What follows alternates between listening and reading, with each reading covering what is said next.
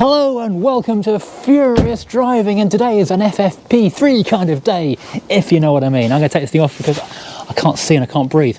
I've forgotten how much fun masks are. 2 short years and it all disappears into a fog of time. So why am I wearing excessive PPE today? Well, I'm not just trying to get a contract off Matt Hancock. I'm going to go inside the Mondeo for the first time, and we are back with the Mondeo today. And I have to say, first of all, thank you to everyone who watched the video of the first reveal of this thing. I was absolutely astonished, blown away, you might say, by the reaction, because I revealed this new project, which is a temporary, fast turnaround project, and the Classic Mini, which is a long-term, doing a really deep dive proper job on, and they both got the same number of views. In fact, this is overtaking the Mini for views, which I was astounded by. But anyway, this car has, as you can see on the bonnet, polished up quite nicely on the left hand side of the bonnet at the end of the last video. It's looking very flat on the rest of the car, but it will come back to this lovely metallic blue by the time it's done. A bit like a slightly greener Rover Tahiti blue, if I'm honest.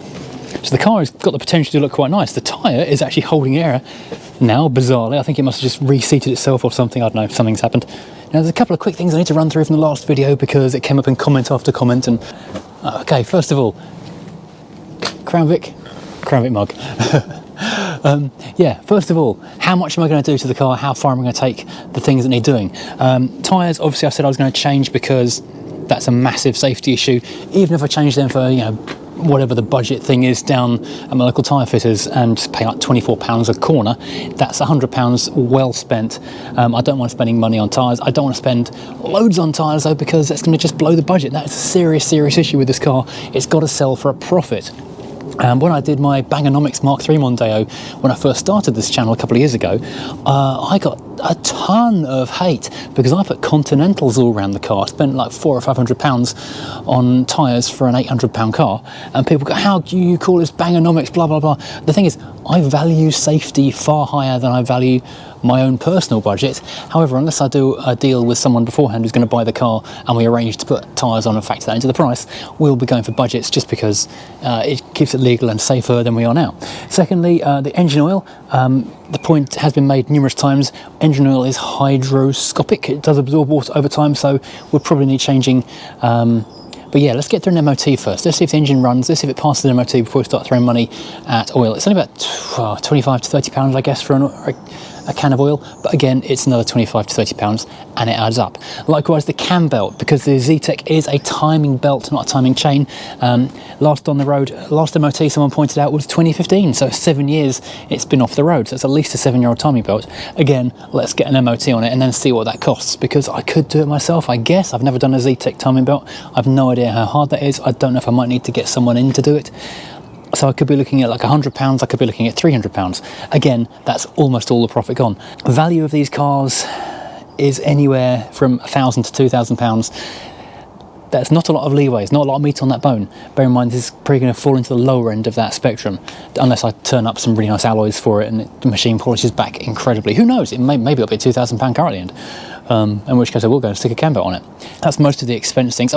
No one, amazingly, even thought to mention the brake fluid in the comments, picking up the engine oil, that kind of stuff. But yeah, the brake fluid will need flushing because that's 7 years old at least. It's also got mismatching hubcaps, which I hadn't really noticed at first, so I probably wanted to find myself some hubcaps for it. The locks and alarm, which is the big thing. Okay, I hadn't noticed it's a Philips alarm on here, as well as the random Italian alarm brochure. So we've potentially got 3 alarms on this car, which is interesting. I've put some Bulldog on these hinges and these doors do actually work now. I've been loading these door locks with Bulldog as well, because what seems to be happening is, let's find the key for you, the driver's door lock only actuates the driver's door. People are saying, has this now deadlocked the car? I don't think it has, because the central locking doesn't seem to be doing much on that door. Passenger door, meanwhile, okay, battery's not connected. The passenger door was activating the full central locking system. Unlock twice on driver's door does undo the deadlock. People are saying that might be the Immobilizer situation. I don't think it is. I think it is the aftermarket, but I think this is also not doing anything. It might need a new lock just there. Secondly, what kind of key is it? It's the red tag key, which I believe is the driving master key. I think some earlier ones had a all red key, like on a Fiat and Alpha, but I think this is the main one you drive with. So it should have an immobilizer thingy in there. I haven't got a remote locking key, I've only got this one key. Someone has pointed out that this is the transponder area, so this should go next to that. I don't know if that's current on this particular generation, but that's what someone who used to own a Mondeo told me. This blanking panel isn't actually where fog lights or something would be. That is the receiver for the alarm. Have I tried turning the key with all the apertures closed? Yes, the bonnet closed, doors closed. I tried with the driver's window open to reach through, and I had the same effect. It started on the easy start, didn't start on its own fuel. So I think the immobilizer is cutting the fuel pump. I have, incidentally, used the V-Power and sloshed the tank trick a few times actually, and it has worked with old fuel. As long as you get enough V-Power in there, it will do the trick. I didn't pull the fuel line because these are those kind of clippety push fitting things which are liable to break. Maybe I should do that, I don't know. Flush the system through a little bit. Anyway, I have also not fitted it yet, but I've stolen on permanent loan the battery out of the 420 Tourer because I discovered over the weekend in the rain that one has got a small leak in it, pulled away, and some water ran into the footwell. I could see it dripping out the bottom of the glove box, so I've parked that one indoors and stolen its battery, so I'm going to fit that over there in a minute as well.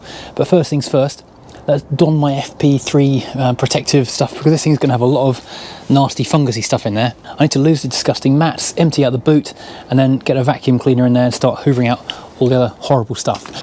Today has actually gone a little bit off kilter because I started off heading over to HSS Hire because I'd rented a wet vac proper cleaner, deep cleaner, carpet cleaner thing to go and shampoo all of these seats and carpets and get all the gunk out of it. Got there, turned out all their stock was broken, couldn't rent one. Went on to Curry's, found out they got a sale on Bissell's and how half price, and it's only about another £25 more to actually buy a Bissell carpet cleaner, fabric cleaner. So did that, went to go and collect it from the store. Turns out it's going to arrive on Wednesday, so I'm a bit flummoxed. However, that does give me a bit of time because I've also spoken to Diamond Bright, and they do a really good antibacterial fabric cleaner. So once I've shampooed it, I can then go over it with antibacterial as well. So we've got a good chance to make it seem really, really nice. In the meantime though, as I say, I'm going to vacuum all the dust out because the alarm man is coming around this afternoon, so I want to make it as pleasant as I possibly can in the upcoming moments. So if he's got to stick his head in there, he's not going to die. Maybe once he's been around, we can then get the car to start. Fingers crossed. Okay, I am fully FP3'd up and ready to dive in and see what we can find. Now, first of all, we have got house carpets cut into floor mats, which are pretty disgusting, it has to be said, and covered in dirt and grime, and lots of golf scorecards. This car is what I call old man spec because there is golf paraphernalia and hearing aid batteries absolutely everywhere. Look at that. Tasty. In the bin. I would not be going back in here without the aid of my gloves and things. There's one thing you have got to see in this car. What makes a Mondeo, ignore the mouldy seats, is the pen holder. This was a revelation in 1993. It even has a pen in it, although it is a golf pen and another golf card. This is a very golf-centric car. Last tax disc 2014. I think last MOT was 2015. It's something, a golf shoe thing. I don't really know. Golf tee, golf sticks, much golf stuff. Bin. Now this is a bit grim. This is perhaps where, I don't know, a rodent or something got into it. But looking in the glove box, very out of date sun cream. So I guess at least he was taking care of himself on the putting green. Into the boot. Watch out because the struts don't work. We've got a very old hose pipe. This can go in the bin. What have I got next? Apart from lots of dog hair and dog dirt, a handy window sunshade. That's useful. I'll keep that. Next we've got, a Christmas card. That's probably not going to get delivered this year. We've got maps, more maps. Yeah, lots and lots of maps in the bin. Got another map. Pre-sat-nav this car was abandoned. Dog blanket, lovely. Hence the dog hair everywhere. Right at the back we have got windscreen wiper. Oh, that's handy, because all the windscreen wipers are shot on this thing and need replacing, so that's a real bonus. The car is paying for itself already. I wonder which wiper this one's for. That one is the front passenger. Fabulous. that can go on there post haste. What else is lurking back here? Is there a second one? Yes. Oh, there's another sunshade, very Miami Vice, this one, very 1980s. I quite like that. Might keep it actually. Yes, we have another windscreen wiper blade. Hopefully that's the driver's one, because then we are MOT ready on the wipers. That's like 20 quid saved straight away.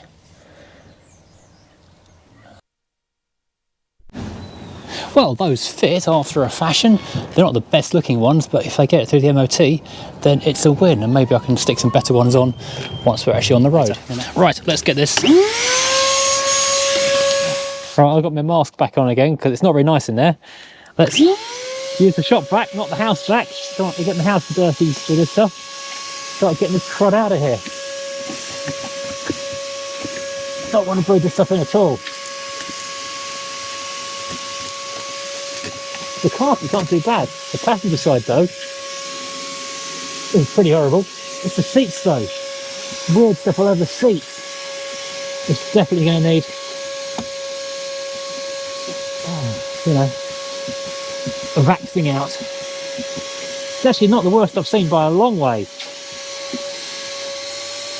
The Rover Tomcat was hideously worse compared to this. Need to lose the glasses. I'd forgotten how much fun it is wearing masks and glasses. Ugh.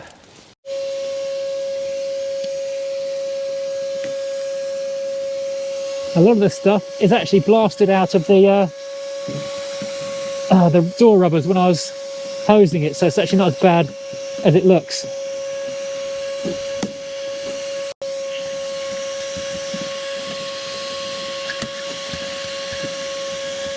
Oh, yeah. This car will scrub up so nicely though.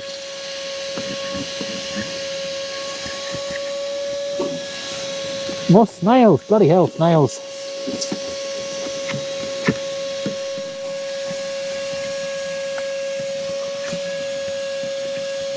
I guess something heavy was in the back seat for a while.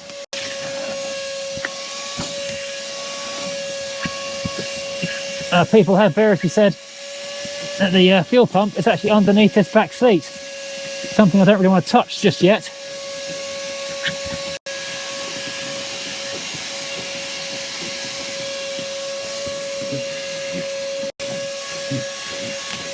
Oh, lovely velour. Velour is beautiful. Interestingly, this passenger seat is by far the nastiest of all. I don't know if an animal was on there or something, perhaps. There's no sunroof in here, but I do need to go and clean that headlining because that's got a little mould in it. But yeah, that is pretty nasty. And that, I don't know if that carpet was going to be eaten by something. There were a couple of what looked like droppings in the car, but I can't see any other evidence. I don't know if this is more disgusting or satisfying, or somewhere in between.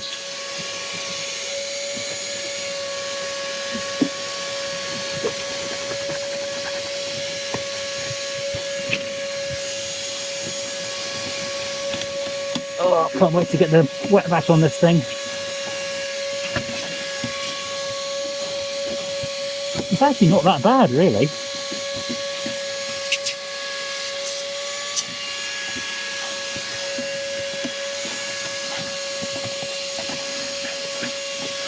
Nice little tray down here. These cars are really well thought out.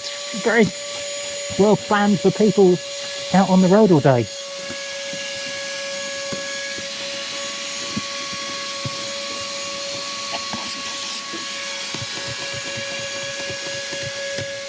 Taking my Brave pills because I need to lift this seat up to get to the fuel pump potentially, which someone says, oh, there it is, just down there. Okay, well, that's easy to find. Let's get the it's really easy to get to actually. Let's get this all hoovered out from down here. I'm disappointed how few coins I've found, as I found none. Right, now I'm going to tackle this with some interior cleaner. I have got, as I say, the antibacterial interior cleaner coming as well, which I will give it a decent dousing of too with, which is actually what I did the interior of the Mercedes in, because I've forgotten the W123 was also horribly mouldy too, after being sat for so long. And that has killed all mould growth, and it smells quite nice in there now.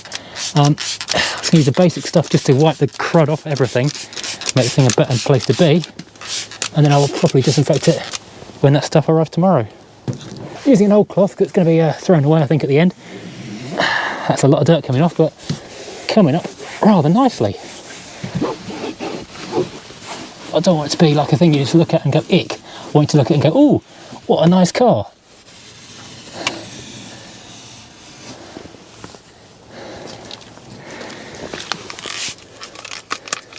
I want to see if that radio works as well. Or we'll have to go in there with a paintbrush or the detailing brush as well. A lot of cleaning to be done. This will take a couple of goes, I think, to get all the nooks and crannies sorted out.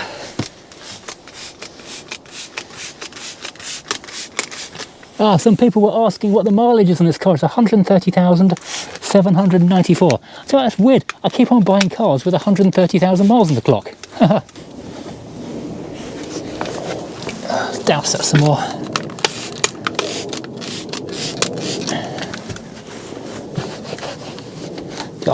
I'm very confident this is going to turn out really, really nice when it's done. The more time I spend cleaning this car, the more I think it's going to be really, really good. See, I was looking a bit yellow before, and it's coming up actually rather nice. One good thing about this car, it does not smell like it's ever been smoked in. If you get a smoker's car, they absolutely pong, and it's impossible pretty much to get the smell out without a lot of extra work. This one though, it just feels like it's been used as a dog car. Definitely a golf car, because a number of T's and tiny pencils and things in there, and definitely a dog car from looking at the state of the boot, but not a smoker's car, which is a huge relief.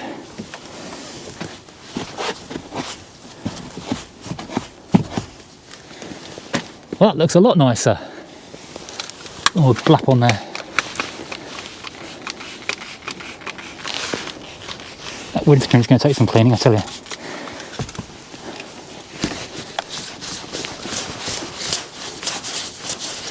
Loads better. Fantastic. That's going in the bin. It had growth coming out this window. I thought it was some kind of mould or fungus. It's actually the rubber sucker that was holding this creepy cool dude thing in there. So that is finally free. That's one less worrisome thing to deal with. And I normally use them hundreds of times over and over again. However, this has got potential lots of pollen, mould, spores, rodent feces, that kind of stuff in there. This one's going in the bin. Now, in another break from my intentions, I wasn't going to bother using just standard upholstery and carpet cleaner, although I have had some incredible results on really manky cars with this stuff. I was going to go straight in with the thing, but because I've got the Immobilizer guy coming this afternoon, I want to try and get as much out as I can in the meantime, and I'm definitely wearing gloves for this. There's going to be a lot of mould and bum juice in these seats. And this is going to do a good job, just not as thorough a job as an actual wet vac would do. But certainly it's going to be a massive improvement on doing nothing. And if poor old James has to climb into this car, I don't want him to be sick.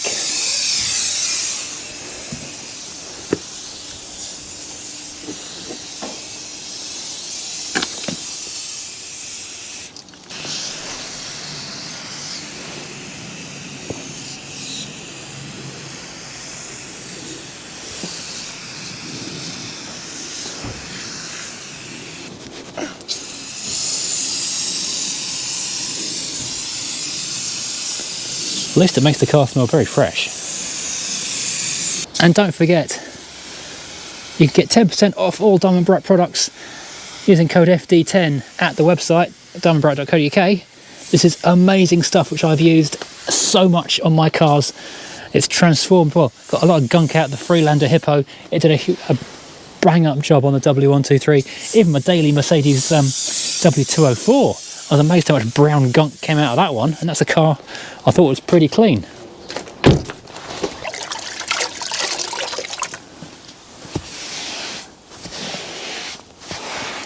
And this will do a great job of lifting an awful lot of dirt out of these seats.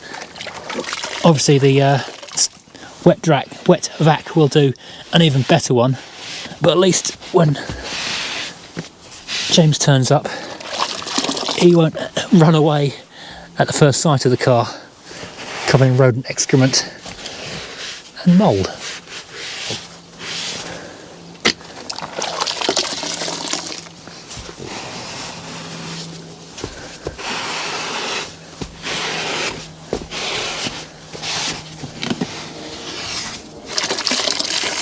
Do you know, I think this car was actually pretty clean when it was parked. Everything about it suggests to me that someone was taking really, really good care of this car and then just parked it and left it.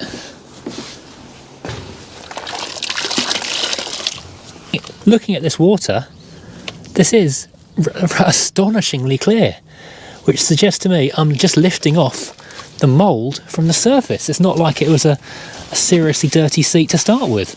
And the condition of this velour is just astonishing for a 130,000 mile car. Absolutely amazing.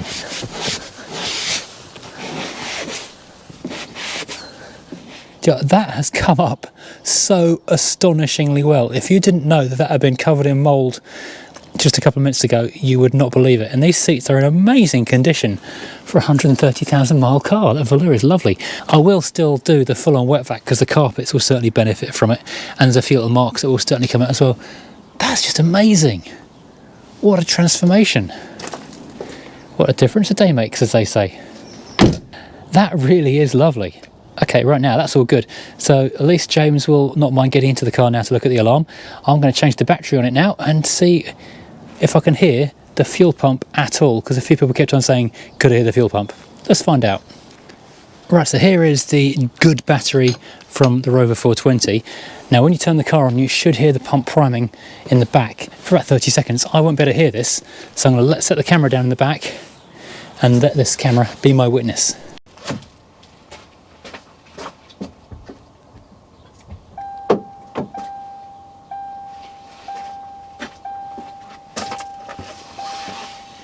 Oh, it's doing bonging. I didn't have bonging before. I couldn't tell from the playback if anything was happening or not. So what I'm going to do is lock the car on the passenger door with everything shut, bonnet down, all the rest of it, and see if that makes any odds. Also, I'm going to lean through and put the key in from the passenger side in case this door lock isn't working, because this one only seems to activate that door. Okay, here goes. Unlocked, centrally unlocked I should say. Let's reach through here because I don't want to open and close the driver's door in case that's upsetting it somehow.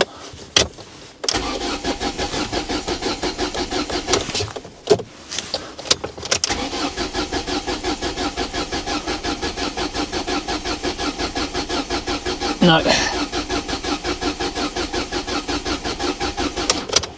No. It was worth a try, but it didn't even cough. I can smell fuel though. No, I know this isn't strictly essential, but it would be kind of fun to see. Oh, I need a code. I can say, fun to see if the radio works. Well, the power's on, but it's asking for a code. I wonder if I've got a code for that. That'd be cool if that did work. Well, guess what? It turns out it does have the code written down in the book because it's got a service book in it, which I haven't really looked in properly. And I have a working 6000 CD RDS with Ian radio.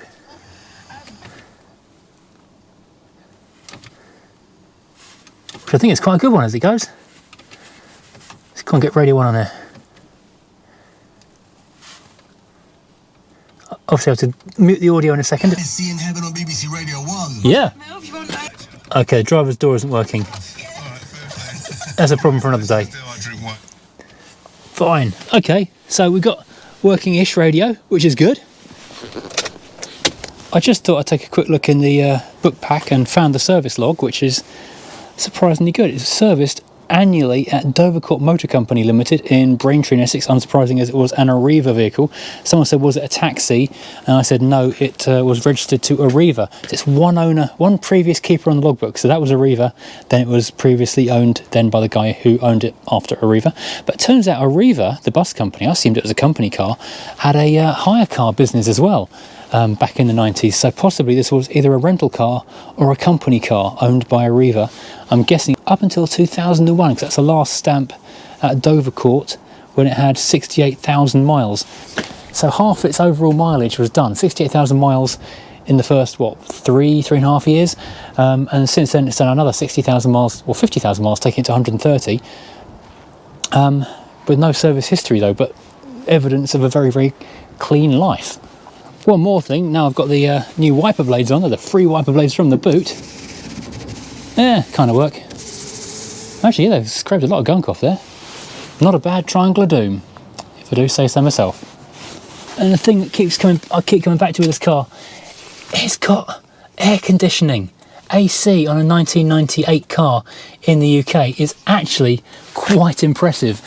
I know whenever I talk about air conditioning on 90s cars in car reviews, people from hot, dry countries are always like, oh my God, what's the big deal? Aircon, we've had that since like the 50s. In the UK, it wasn't really a thing until after the millennium. It wasn't until the very tail end of the 90s, the beginning of the noughties, that air conditioning started becoming a standard feature. So an LX is kind of a mid-range fleet car. So if you worked at a company and were given a company car Mondeo, chances are it was an LX. I can't remember if LXs had aircon as standard or if someone paid probably about £1,500 to have that fitted on there. I'm glad they did though, because it's a major selling point. Whenever I drive retro cars, as much of a daily as I ever do with retro cars, the one thing that really I miss in the summertime is aircon, because you're just sweating the things. Whereas in a modern car, you flick on the aircon, it's lovely and cool. Yeah, if this was ULEZ, I'd be keeping this. So I don't really know the fuel system and arrangement of these cars, but I'm thinking that's the fuel inlet to the fuel rail rather than the return. Because it's what's like a pressure regulator underneath it. So I'm going to, it's underneath it as well. I'm going to pull one of these off if I can, try and work out how these clips work without breaking it, and see if I can get fuel running through here or not. Well, there you go. That's now freed off. So question is, does fuel flow out of this one? Safe to say, it does not, and also it's not coming out of there as well, which means if the fuel was returning that direction, it would be coming there too, which means no fuel is happening, which means the fuel pump isn't working, and I think that's the immobilizer, because I can hear the alarm going off really faintly. There's just one last thing I want to go and check, and that is that power is actually getting to the fuel pump or not, because if power is going there and it's not pumping, that means I've got a dead pump. But every now and then I do get a whiff of stale fuel at the front of the car, which suggests it is working intermittently. This might be a two-person job though, because yeah, I need to be turning the key at the same time as holding my little pins in there, which is going to be tricky. So I've got 2 lives and 2 earths, don't know which one does which. Car ignition is on main. Oh, it's getting 6.5 volts just there. That's currently getting 11.5 volts. And that is a mite confusing, because I assumed there wasn't going to be any power going to the pump, unless it's killing the pump power when I'm turning the key or something. I need the immobilizer man here. Fast! Right, so as I'm not getting fuel here at this end, I'm not hearing any noise from the pump, and I'm getting 12 volts at the pump, the next logical thing is to put 12 volts directly to the pump and see if I get any response from that, and then maybe wallop the pump with a lump of wood. So let's go and do that. Pump walloping commences. This is where we add extreme danger in the form of live wires and a battery. We've got 4 wires going to this thing. 2 earths are on the left hand side and 2 lives on the right hand side. The bottom one is the fatter one, so I'm guessing that's the 12 volt rather than the 6 volt for the gauge feed. So I will put 12 volts to the bottom left and the bottom right of that connector down there. I can hear the faintest of ticking.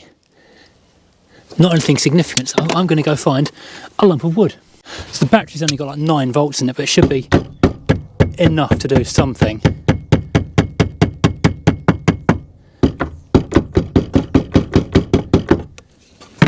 Let's give it another clickety-doo-dah. Sure I'm doing this right around, don't I? Yeah, that's definitely the right connections. Double checking that is always good. Just hearing the tiniest little tick.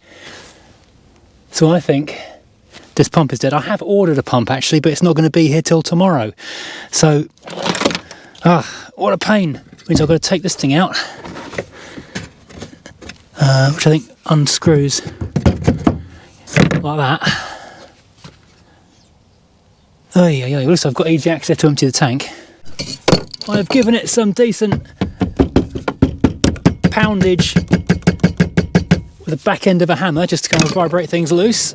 Got a longer lead for the earth because that's going to be a bit too short on the bigger battery. Oh, we've got a bigger battery, which I'm hoping might wallop a bit more juice through. I can hear a little noise.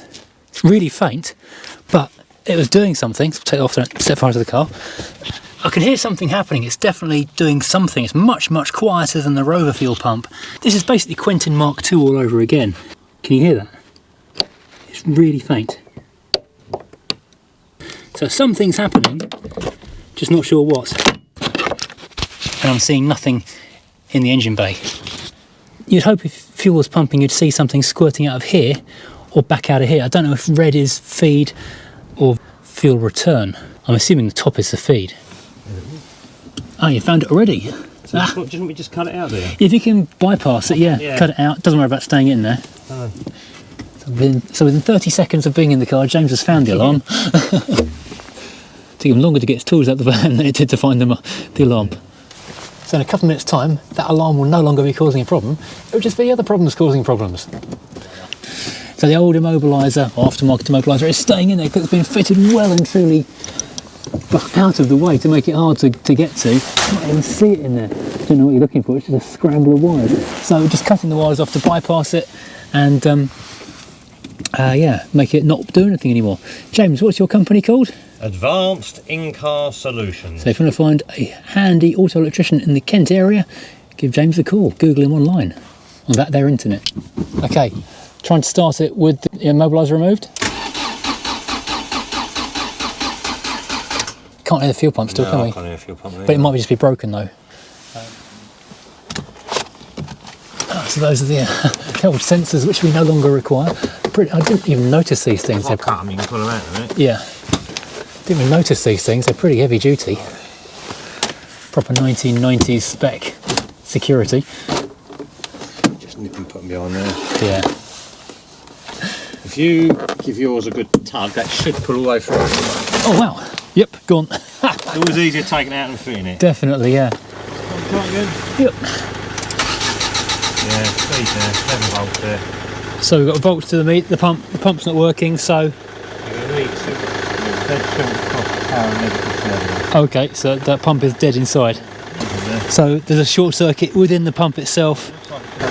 Oh, okay, yep. That's a dead short. So it's dead.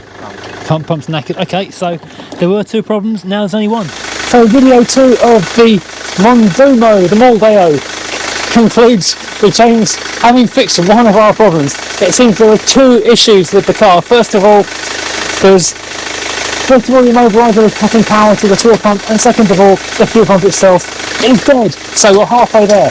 The fuel pump has been ordered, it should be here in the morning. So the next video, episode 3 of this Mondeo, will have us actually putting the fuel pump, and maybe we'll get a first start of this thing next time. Well, there's no reason it shouldn't, frankly, anymore, is there? Everything else checks out and looks like it's working. Okay, so thank you for watching. I hope you've enjoyed this continued escapade of getting this thing up and running, this doomed car that was left to rot in the garden for 7 years, as we've now seen from the MOT history. It's coming back, it's going to be alive soon. Looking forward to seeing it and looking forward to driving it. Join me again next time. Like and subscribe, you know the routine. See you later. And thanks, Jane, for sorting that Immobilizer out.